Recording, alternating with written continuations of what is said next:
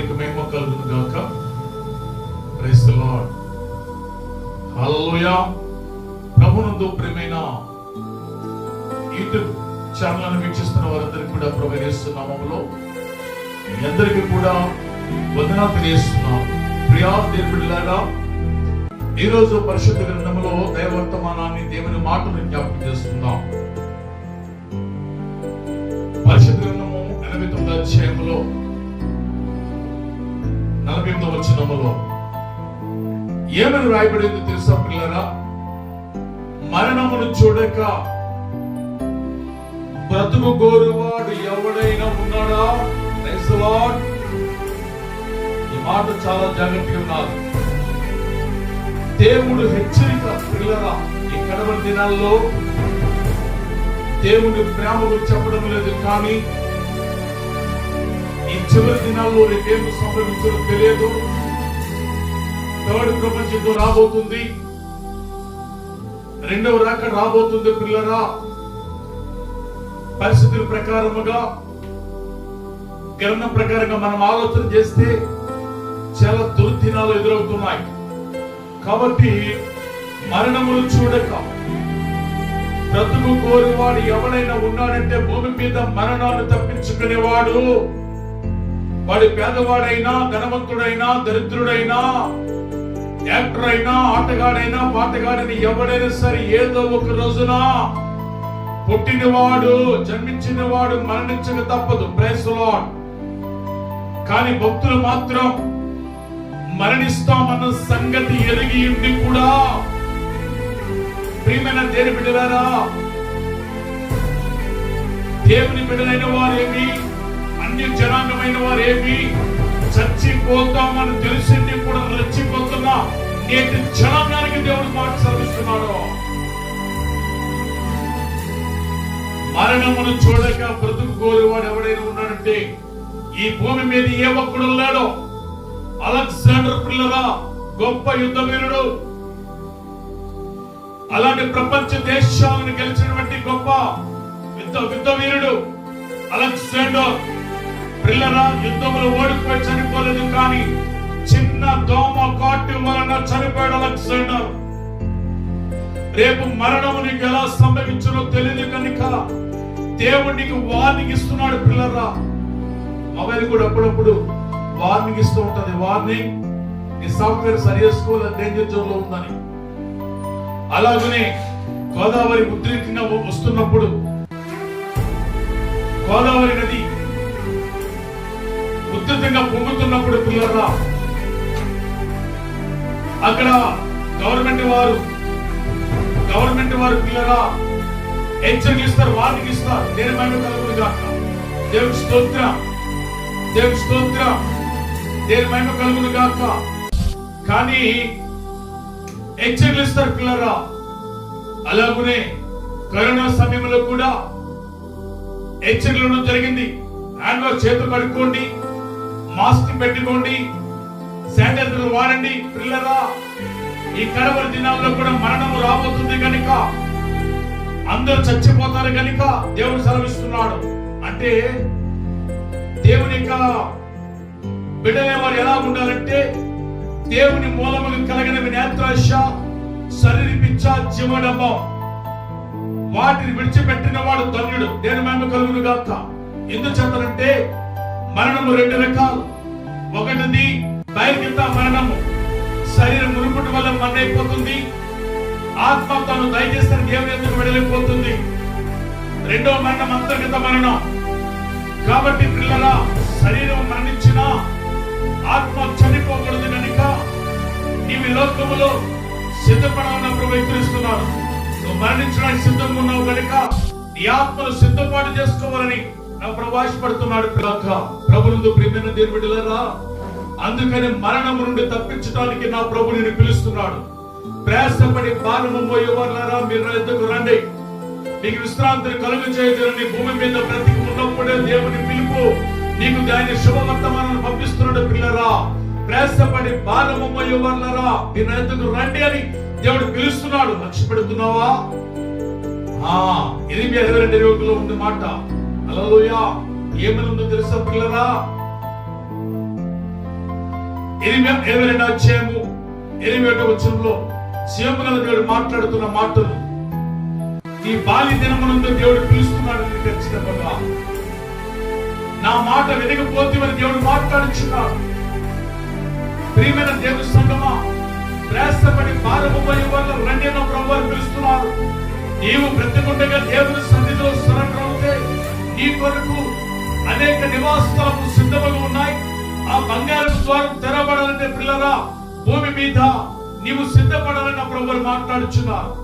అక్కడ ఆ యొక్క పరలోక రాజ్యములో ఆయనకు గుమ్మములో ప్రవేశించడానికి ముందుగా నువ్వు చేయవలసిన పని ఏంటో తెలుసా?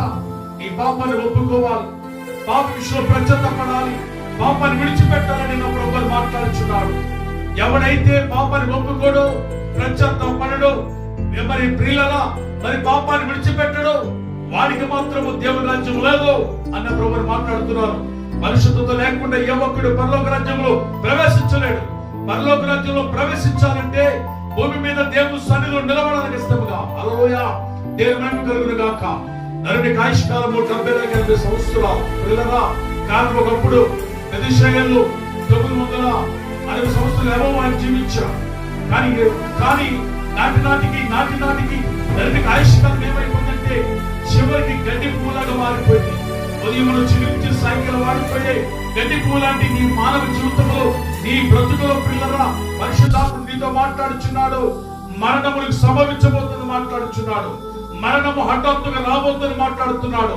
మరణం అకస్మాత్తుగా నీవు దిగబోతుందని మాట్లాడుచున్నాడు. ఈ హెచ్చరిక విన్న నీవేమవ్వాలంటే నీ జీవితాన్ని పరిశోధించుకోవాలి. నీలో ఉన్న పాపాలను పెరిగివేయాలి, పరిశుద్ధకరంగా నిలబడాలి. మరణము సంభవించిన తర్వాత ప్రియమైన దేవుని బిడ్డలారా, నువ్వేమి చేయలేవండి. ఒక వ్యక్తి క్యాన్సర్ వచ్చిన వ్యక్తికి ఎన్ని కీమోలు వచ్చినా వ్యర్థం. ఏదో ఒక రోజు నా పేషెంట్ అవుట్. అలాగనే నీ జీవితంలో నీలో భక్తిహీనత అనే క్యాన్సర్ పుండు ఎప్పుడైతే ప్రారంభించబడిందో, ఎన్ని ప్రార్థనలు చేసినా మరణము మాత్రం తప్పదు. నువ్వు మరణాన్ని తప్పించుకోవాలంటే, నీ మరణాన్ని తప్పించుకోవాలంటే, దేవుని రాజ్యంలో ఉండాలంటే ప్రియమైన దేవుని బిడ్డలారా, పాపాన్ని ఒప్పుకున్నట్లయితే దేవుడే ఆయన చోటులో నేను ఉంచబోతున్నాడు.